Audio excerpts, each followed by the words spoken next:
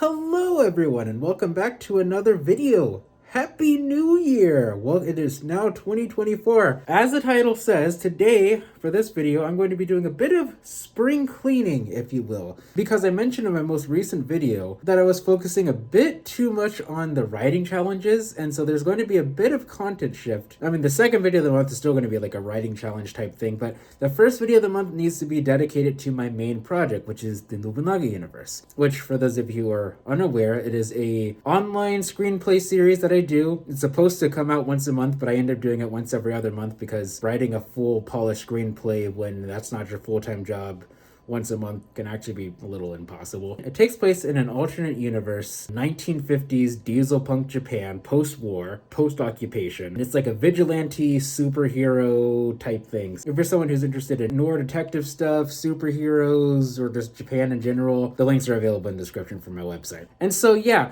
it is now the beginning of the year. I'm going to put a lot of focus on kind of fine-tuning my production system, if you will. So the first thing that I'm going to do is I'm going to get a proper writing document set up. I happen to get a little bit of money during Christmas and I'm deciding to invest that into my future. I decided to purchase Scrivener because I see other author tubers. Can I even consider myself an author tuber? Lindy Jung, Chris MF, Kelly Tai. I see the design documents for their projects. They look so fancy and cool, and then there's mine, which is just like a boring old Word document.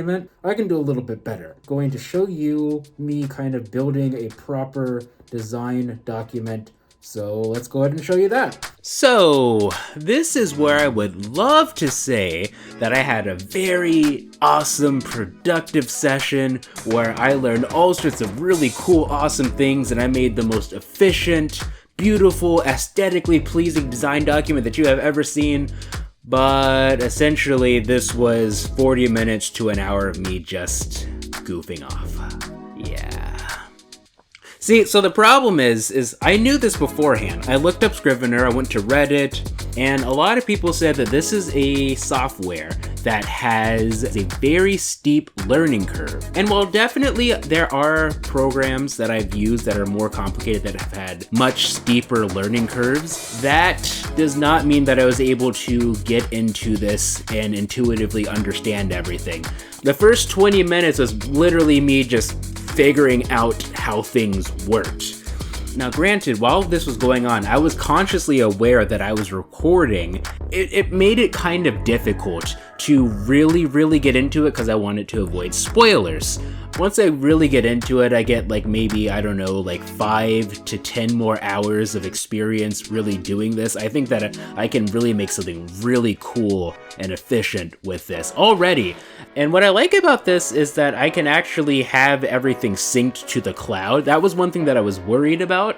You can see I started messing with a bunch of things, started incorporating some of my lore documents, because I do have a specific folder saved on the cloud that has very specific lore documents and the like. One thing you can see here is I have a list of all the names that I have ever used in the Omega universe, and that's very important but there is a version of, I think it was chapter 2, whatever Tomoko's first introduction is, and I realized that I gave Tomoko the family name of Tanizaki, which technically means that there is a possibility that she could have been related to Tanizaki Ryuichi. I accidentally created the possibility for there to be fan theories of them being related. So when I got to the Omega universe, I started keeping tabs. This is especially important when it comes to random characters who are mentioned by name. In terms of continuity, names mean a lot. Yeah, overall, I thought that this was a fun little experiment. I'm sorry, I wish I could show you more than me just spending a million minutes trying to figure out how to add pictures so that I could have a mood board and failing because I just couldn't figure out how to add pictures to my thing! But it is what it is. So, yeah. Okay, so I've just completed my design document. I was trying to come up with a mood board, but it was very difficult. In fact, the whole reason I came across Scrivener is because Lindy Jung did a let's write a novel together kind of vlog type thing. I saw how she was able to add some really nice aesthetic things to it to get into the mood, because it is very important. It's not as important for me for this particular project because this is something that I came up with 5 years ago, and I've actively been working on it for like the past 3. It's something I kind of want to do because like I spent money on this thing. Might as well take advantage of some of these aspects, because otherwise I might as well just stuck with just a regular Word document, right? So the next thing that I'm going to do is I'm going to do a little behind the scenes, and we're going to work on 3 new characters that are going to appear in chapter 7. This is going to feel a lot like that one Let's Create Some Characters Together video that I did, but with less weird drawings. Feel free to check that out if you want. I'm assuming that if this whole getup didn't really turn you off, then you're probably someone who can tolerate a little bit of goofiness, so you can tolerate those goofy pictures that I did in that video. Anyway, let's go ahead and get into character creation now.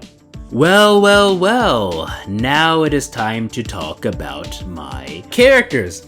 These are 3 new characters that were introduced at the end of chapter 6, but, you know, they hadn't really been fleshed out. Now, and you might say, well, how could you do that? How can you introduce a character and then not have them fully fleshed out?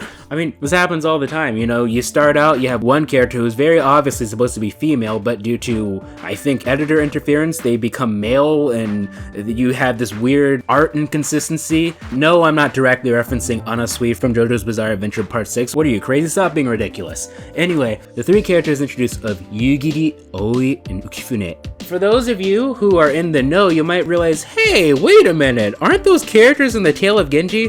And actually, yes, they are. I'm glad you noticed. See, as I've mentioned before, with the way that I do things, my characters, I split them into inspiration, vibe, and motivation. I don't go into like all the super specifics. I find that to frankly to be relatively unnecessary, especially for something like this, because like a screenplay, you might have a very specific image in your head of what a character is supposed to look like, but the actor that's best for the role might not even look like the image you have in your head. You can't get too tied to that specifically. And so for inspiration, I have the character of Won Yudo from Hellgirl. Calm, kind old man, obviously named after the yokai of the same name. It really stood out to me, like just his overall vibe I thought was pretty good. Obviously, I also thought of Yugiri from the Tale of Genji. He's very loosely based off of him. There are some very clear distinctions between them. I thought of the character of Zev from Arc the Lad, Twilight of the Spirits. I wrote except different for obvious reasons, which if you play the game, you'll understand what the key differences are between them. And then I didn't write it initially, but while I was coming up with the vibe, I was like, actually, he's kind of like Yoda a bit too, because I just thought of like this older, wise figure, which kind of leads into our vibe, which is cryptic. It's as if he's lived for 1,000 years, but Yugiri feels mortal. He feels like a mortal man that's just lived for a very long time, and he's very wise, but still has his flaws. And I wrote, basically, imagine a less pretentious Corvid Emperor, because that's basically what he is, less pretentious and significantly less powerful Corvid Emperor. You might be wondering, how powerful is the Corvid Emperor? Well, that's a good question. I'm not telling. So anyway, motivation. I put love, a forbidden one. And this is actually based on the character Yugiri in the Tale of Genji. So a bit of a context for him. He is Genji's son. And there is a situation in which he really wants to marry his half-sister, which is frowned upon by the general public, but not for the reasons that you are thinking. At the time, relationships between half-siblings were totally okay among the aristocracy. Full siblings was a definite no-no. Half-siblings definitely was okay. The problem was that in this particular pairing, there was no alliance that could be formed or social mobility to be gained from this, because all parties knew each other already, so it'd be a pointless marriage. So he had to really fight for it. But in this case, I decided to make him a little bit less. It is a forbidden love, but that's all I'm going to say for now. So the next character is Oi, also from the Tale of Genji. Now for inspiration, obviously the character of the same name from the Tale of Genji. I also thought of the character of Luke from Tales of the Abyss. And then I thought of Zatanna from DC Comics. I mean, those are just like the general ideas. Like Luke, I chose Luke because if you ever played Tales of the Abyss, he's this character who's very upper class, very arrogant, and he has to go through a very like humbling experience over time. For vibe, like I said, you can tell that she's someone who comes from money, but for various reasons she fell out of it. And she's forced to live kind of just like a regular person. She takes her job very seriously, but you can tell that she didn't really grow up the same way as everyone else. It's just obvious in certain mannerisms of hers. And then motivation. She's died before, but she lost something through her death, which is interesting. This is actually kind of loosely based on the actual character from the Tale of Genji, who she is one of Genji's wives, and she gave birth to their son, Yugiri. She died giving birth to their son. She gets possessed by this woman that was in love with Genji, and like she's like very jealous, and like it's all sorts of crazy. Anyway, I wrote that she aims to get what she lost back, and somehow being a vigilante is a way for her to get it back. Possibly, I think of the three, this one is personally my favorite. I find this one to be the most interesting. Then we get to Kifune, who also, obviously, inspiration, character the same name from Tale of Genji. And I also thought of Android 16 from Dragon Ball Z. He's this super strong, powerful being, but he also has this side to him that is like very gentle, right? He's the type of person who, you know, he's more interested in like the birds and like the tiny little animals and stuff. But at the same time, he's not afraid to get down when he needs to. The vibe I wrote is she is very, very sad and is lifted from the character the same name from the Tale of Genji, because if you ever read the story, you know that she absolutely went through it. In fact, actually saying she went through it is an understatement. The stuff that she went through definitely requires a trigger warning, because oh my god. She's this character who she's very sad, but despite the fact, what makes her interesting is despite the fact that she's very sad and gone through a bunch of different things, she's perhaps the most open of our three characters. I wrote that she could be a parallel to Athena, who also has a pretty sad backstory, and as a result, Athena became very, you know, bitter, dark, and closed off. Kifune is not like that. She's just a genuinely very fun-loving person that went through a lot of really horrible things, and she tries to make the most of what she can, but, you know, we go to motivation. She went through a very tragic event that taught her the value and fragility of life, and she thinks of herself as a martyr, because the tragic event was something that she had, at the very least, the illusion of controlling. Because she didn't do what she needed to do, this tragic event transpired, and so her vigilante thing is kind of a way to make up for that. There's some kind of like Buddhist subtext with her character, which if you read the Tale of Genji kind of makes sense, but yeah, I'll get back to regular me now.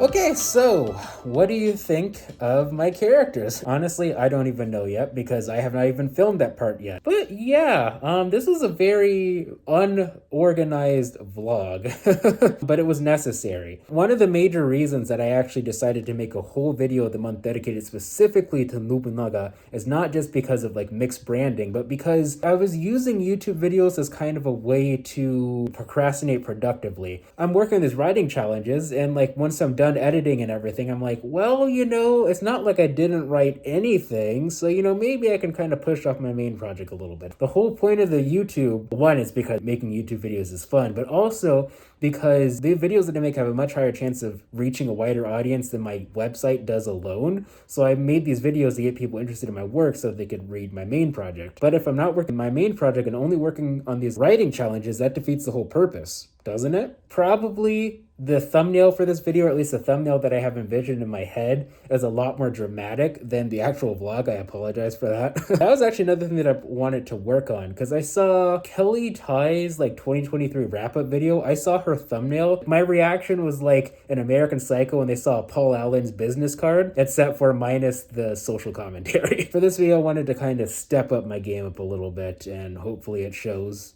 Maybe it doesn't. I guess once again, if you are interested in reading my work, the links are in the description. You can read them for free. I don't plan on changing that anytime soon. The most I could see myself doing is maybe having episodes come out like a week or two earlier for like Patreon viewers if I ever get to that point. And also, links are also available in the description for like any YouTube channel that I have mentioned. And also, I need to get better at, you know, reminding to like, comment, and subscribe and all that stuff. So do that if you'd like. And without further ado, I hope that you guys have a great 2024. If you're someone like me who your life is kind of a little I hope you can get a chance to turn it around this year. Here's the 2024. Put Steamboat Willie in your works if you want to, because you can now. And I don't know. See ya.